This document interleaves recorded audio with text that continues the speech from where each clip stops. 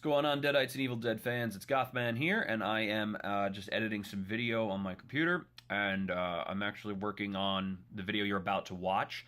This is the precursor intro to this video. It's how I built my Kandarian Dagger, step by step. So, if you look in the background, you can see some of my more favorite props I keep in my office here. My World Title Belt, Ultimate Warrior Mask, my Legend of Zelda Hylian Shield, which a lot of people have asked me about.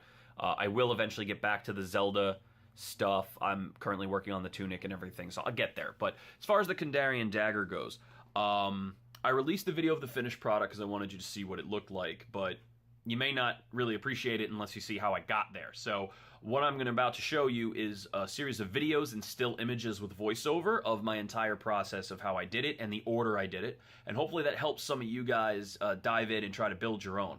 Like I said, with the Evil Dead auction going on right now from Ash vs. Evil Dead, a lot of people are like, oh, maybe I'll get one of the daggers for $200 or $300. Yeah, fat chance.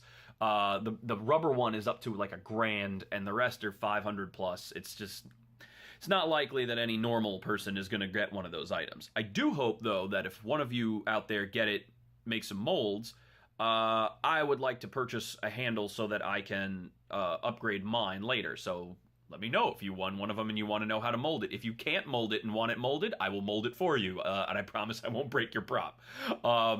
So I am actually going to show you now how I did this dagger.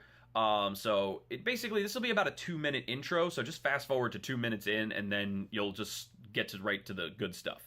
I want to take the last 20 seconds here or so to mention that I'm going to help Brett from Brett's Groovy Chainsaws with a Necronomicon. I said I never would, but I'm going to for him because he's a cool dude, and I have an interesting idea about a potential giveaway that we can work on together for his page. So stay tuned to Brett's Groovy Chainsaws for that, and enjoy the dagger build.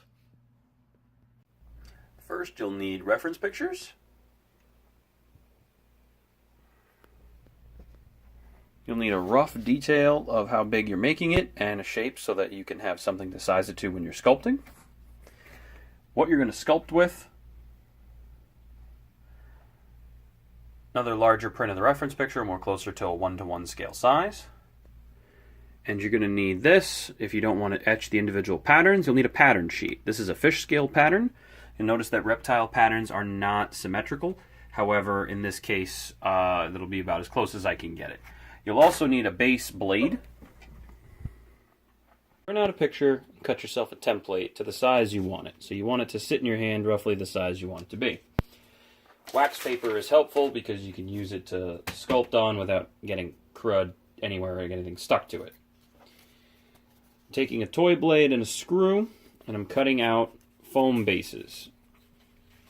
They're going to be glued together so that this thing will have a base to start with. I'm going to glue this all together so it's nice and tight. Then I'm going to Dremel around it and sculpt it out and make it nice and smooth. And then I'm going to build the clay around it. The screw and everything will help keep it fairly straight. So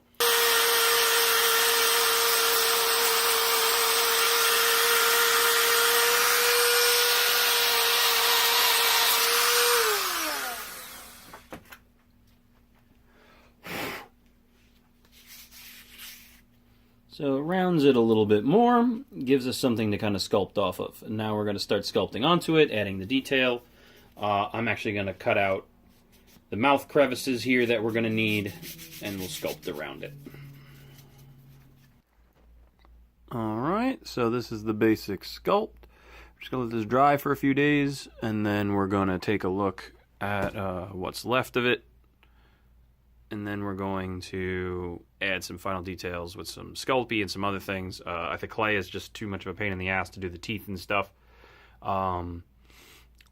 Probably should just do this and do a mold, and then that's the thing that I should use. But for now, we're just going to go with it and see how close I can get it to that. Once the item is dried, you're going to want to fill any spots with JB Weld compound or more clay and let it re-dry. Take a fine tip Dremel and start dremeling out the shapes of the face and the gills that you want for sculpting. Once we've done that, we're going to coat the thing with some primer, and we're going to coat it with a nice semi-gloss off-white or ivory paint. Again, keep an eye out for any cracks or crevices. Once you've done that and it dries, go over the entire thing with a black wash or a brown wash or a series of washes and begin your weathering. To do the mouth, fill the crevice with JB Weld putty, and I took some broken plastic forks, essentially, just to create the teeth and impress them into the putty. Sculpt as needed to create the gum line. Once you're done with that, fill the entire area with a black wash, similar to what you did before, and then wipe away on the teeth any of the excess to expose the teeth. As you look at the body and everything, the different coloring and griming of washes creates the effect. The blade is a slightly different story. So initially I picked the blade because it had a nice shiny glossy finish and I loved the reflective nature, but it just didn't look right with the weathered handle.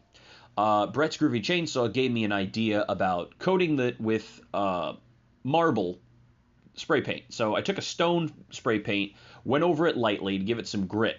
Then I went over that with a silver rub and buff, and then I went over it again with my different various reds. I use Citadel reds for model making, and it creates a very nice layered red effect for blood and gunk. And then I went over that with a black wash again, just to give it a little bit more character.